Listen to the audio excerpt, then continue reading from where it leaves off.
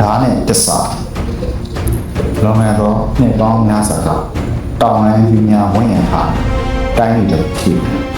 အဲ့ဒီတိုင်းပြည်မှာမင်းရဲ့ကြော်စွာတဲ့အမိတွေနဲ့စစ်သူတူကရှိတယ်သူဟာတိုက်ပွဲတိုင်းမှာအောင်ဝဲရတယ်တစ်ဖြစ်ဉာဏ်သူများဟာကြောက်ရွံ့ကြတယ်တိုင်းလူပြည်တော်များကချစ်ခင်အားကိုကြတယ်ဒီနေ့မှာဘင်းကြီးကိုပြင်းထန်သောခါနာဝေဒနာကိုခံစားရပြီးဉာဏ်တွင်၌ပုံမှန်လိုသောဝင်ကြီးအချို့၏အခွင့်ကောင်းဆောင်ကြတယ်ဘုံရင်းများကိုစစ်သူကြီးမင်းရဲ့ပြောသောနန်းတော်နဲ့ဝေးရာကိုပြည်ရန်ပြီးစုလုံးပြန်စကြစစ်သူကြီးနေဆက်မှာရန်သူတွေစုလုံးနေတယ်လို့အရင်းများတင်ကိုယ်တိုင်တွားရောက်နေမှာဖြစ်မင်းကြီးချုပ်ကလုတ်ပြန်ပြောစီလိုက်မင်းရဲ့ပြောဆိုသည်ဘင်းကြီးကိုလည်းစိတ်မချတော့လေအမိတ်တော်ရတာစစ်တီအနေနဲ့နေဆက်ကိုခေါ်သွားတယ်တော့အုပ်တခုတို့ရောက်တော့အခါ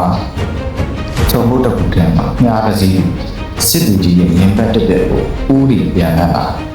လို့တော့လေညားချက်ပြီးစစ်သူကြီးကိုမထိနိုင်သူရဲ့ဘင်းကုန်းမီပေါ်စိုက်စစ်သူကြီးကကိုများကိုချိလိုက်တော့အခါညားတယ်စာကောင်ဖြူထားလို့တွေ့လိုက်ရစာထဲမှာပါမှာတော့စစ်သူကြီးရှေ့ဆက်တဲ့ပါနဲ့နန်းတော်ရင်ဘင်းကြီးအနေရရှိနေဒါဟာကျန်သူများမဟုတ်တဲ့အောင်တော့တစ္ဆာရှိနေအတွင်းတော့ဒီတူရဲ့တတိလေးချက်မင်းရဲ့ပြောသားသူတို့အချင်းတွေကိုချက်ချင်းနဲ့ရေးမိသွားတော့သူဒီညာလို့ရှိအောင်မသွားတော့ဘူးညာပင်ချင်းနဲ့နန်းတော်တို့တိတ်ဆိတ်ပြန်လက်လာတယ်ညတကောင်ရဲ့အချိန်တော့ဘုန်းကြီးအချုပ်ကဘင်းကြီးအိတ်ဆောင်ထဲလို့လက်နဲ့များနဲ့ဝင်ရောက်ကျိုးပန်းနေတယ်ခုံးဆိုတဲ့ကနဲ့အတူမင်းရဲ့ကြော်စားဓာတ်ကိုဝေးတာဟောလာတော့တစ္ဆာပေါ့မင်းတို့ရဲ့အကြံစီတွေကဒီမှာလည်းအဆုံးနေစစ်သူကြီးရန်ဆွဲတက်တိကြောင့်